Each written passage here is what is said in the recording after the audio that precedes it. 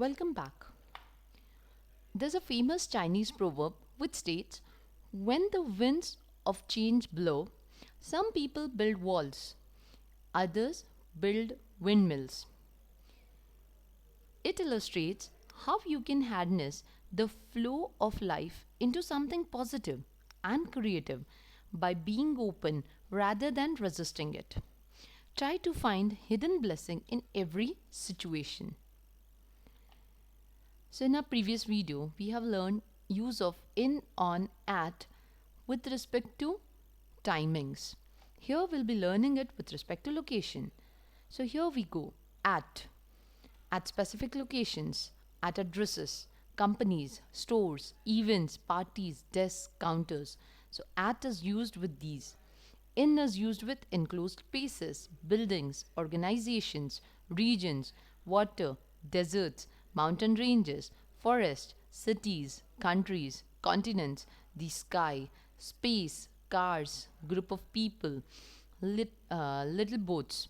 Okay, on is used with surfaces, roads, corners, shores, single mountains, islands, planets, public transportation, bikes, big boats, stairs, balconies, walkways. Let me state few examples. I am at LNT. LNT is a company, right? So I say I'm at LNT. I'm at Freshers party. I'm in the Sahara Desert. The bright star was seen in the sky. Let us have a ride on the bike. I'll meet you on the corner of MG Road. Okay. Illustrating it further, we have in, in a room, in a shop, in a car, in the water, in the garden, in the town, in Brazil. That means certain city, in the city center.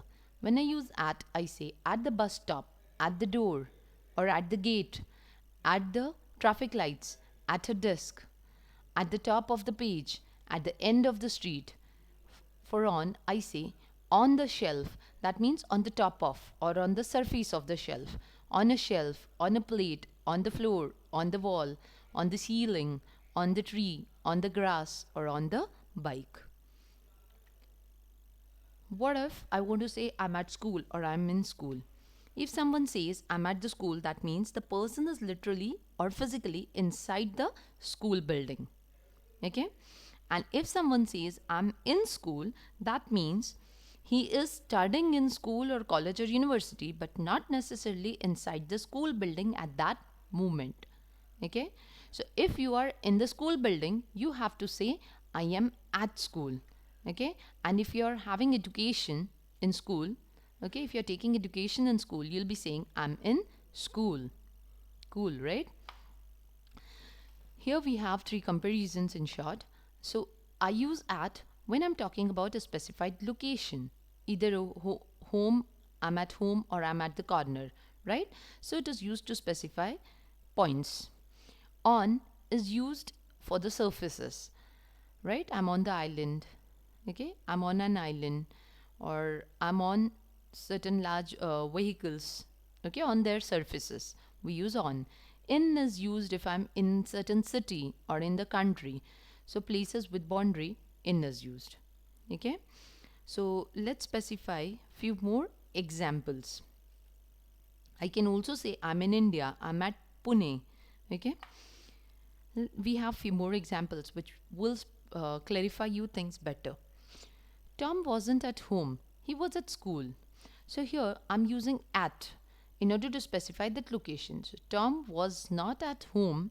He was at school. Means he was inside the building of the school. Fred doesn't have a job yet because he is still in school. That means he is still taking his education in the school. Okay, he is enrolled in the institution of the school. My house was on Delaney Street. That means I'm talking about that location, right? So for street or road, we use on. The car almost hit him because he was in the street. So he was standing in the middle of the street. Sarah wasn't at school, she was at beach. Okay, so at that location, she was at the beach. Lisa wasn't in the ocean when she saw the shark. Luckily, she was on the beach. So where was she? On the beach. That means she was standing on the sand. She was not in the ocean. We were in the sea all day. That means we were swimming in the sea. We were on the sea all day. That means we were in a boat. We were on the surface of the sea. Okay, in a boat.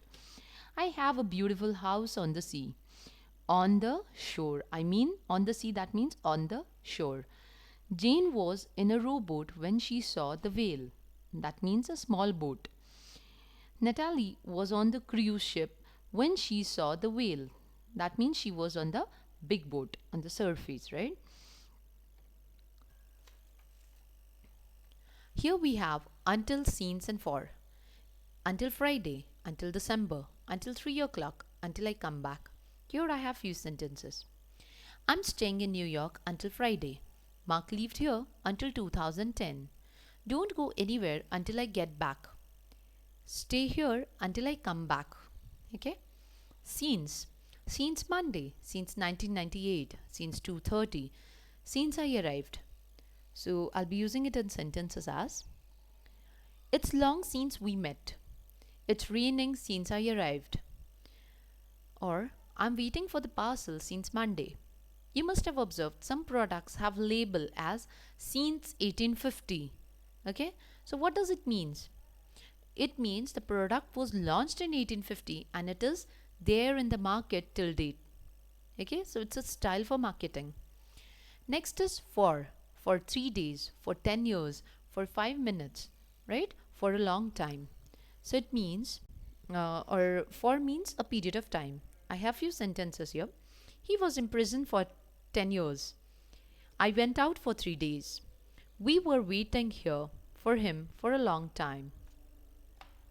So here are a few more sentences. We lived in Japan from 1992 to 1999. So here is a time span, right? A period. So I use from. I work from Monday to Friday. They are going away tomorrow. They will be away until I come back. Wait here until I come back. I've started this business since 1990. It has been raining since I arrived. Joe has been in hospital for 3 days. I'm going away for the weekend. By 5 p.m. Tony is quite hungry. Or I can say, I'll be back by 5 p.m. During the day, Tony eats 4 times. Tony eats 4 times in 12 hours. I will be with you till end of my time. Okay, so these are the few examples to use these words. Here we have few positions which are described. Here's a cube, here's a ball, right? So I can say the red ball is above the blue box. Okay, I can say red bar is lying across the blue boxes. Okay, further we can say red bar is lying against the blue box. Red ball is among the blue boxes. Okay, or red balls surround the blue box. We have the next as behind, right? Below, beneath. Beneath is formal way to specify below. Okay, it's less common in English. The next word we have is beside, between, by, in front of, right? Inside, near, next to, on, outside, over, right? Over has come twice. Under, underneath. Underneath means under and covered by something else. Okay? Like he's wearing a shirt underneath the jacket. Here I have few sentences. Sherry walked into the house. So now she's walking. There's some object specified over here. So we say Sherry walked into the house. And if there is no object, I'll simply say Sherry walked in. Okay? Katie jumped out of the boat. So because there's an object, we say out of the boat. There's no object, so we simply say Katie jumped out. He walked away from me. So here we have the object me. He walked away. Okay, so no from. There's no object. John walked up to the top of the staircase. Right? John walked down from the top of the staircase. John walked down to Mary. Okay, so he started at the top, he walked down to Mary who was sitting at the bottom. Here Simply, you can read this with me. A is next to B. A is beside B. B is between A and C. It's very simple, right? D is in front of B. E is behind B. A is sitting opposite C. Okay? There's no 2, right? It is A is sitting opposite C. A is on the left of C. Our house is beside the sea. Who is the man standing by the window? There are a few more examples. The cat is under the table. A is above the line. The shelves are below the pictures. The bank is next to the bookstore. The dog swam across the river. We walked around the town. The new road goes round the village.